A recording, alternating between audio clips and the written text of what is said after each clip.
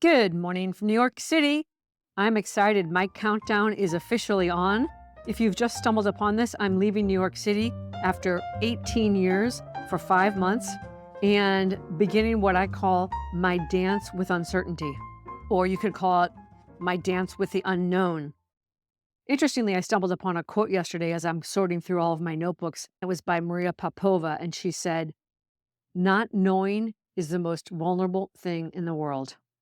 And I'm sure that is often the case in my particular circumstances. It's exciting and it's sparking my curiosity. One of the things that's coming up for me is something I've talked about in the past, and it's that to reinforce your courage or to get perspective, one of the great things to do is to think of times in the past when you've confronted something similar.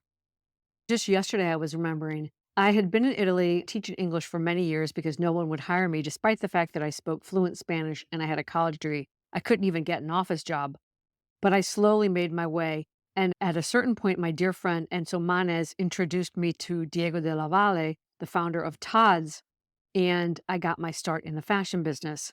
About a week in, I got a call from him, and he said to me, "Constance, you go to Russia and Asia for me and take a look around. Go see what everybody's doing."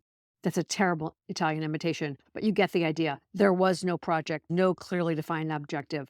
When Mr. Della Valle said, "Take a look around," what he was thinking was, my competitors have started manufacturing outside of Italy. They're doing fashion shows on the wall of China and doing deals. And his idea was to send, air quotes, one of his own to take a look around. But for me, in my very first real job in fashion, I was utterly petrified. I had no idea what to do, and there was no one to ask. I had never even been on a business trip. I'll never forget, I think I still have it, on my very first trip at the airport, I bought myself my very first Hermes scarf.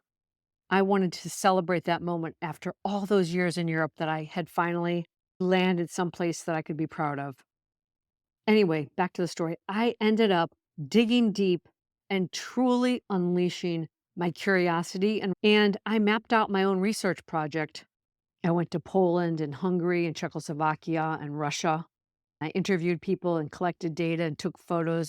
I had the experience of a lifetime. I was also thinking about the fact that I came to New York City exactly 18 years ago this week, 2004.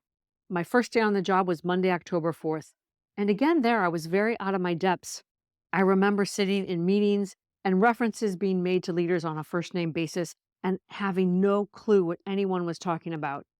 And I remember having this aha moment. Something popped into my head, and it was this.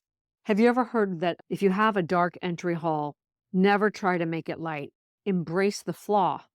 So instead of trying to light up your entry hall, paint it dark red.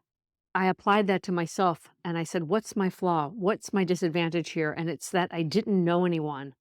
I came up with this idea to start putting out telephone calls when people weren't in their office so I could leave a message. I'm assuming that many of you that are listening remember the days when we actually went to the office and had answering machines. Well, I would start with, "You don't know me." So I led with my flaw, and then I would strategically drop the name Gucci because I know that had cachet. And it worked. Everyone returned my call. So I'm not quite sure where I'm going with all this, except for to share with you that I may one day look back on this and think it was no big deal. But right now, this feels like a very pivotal moment in my life.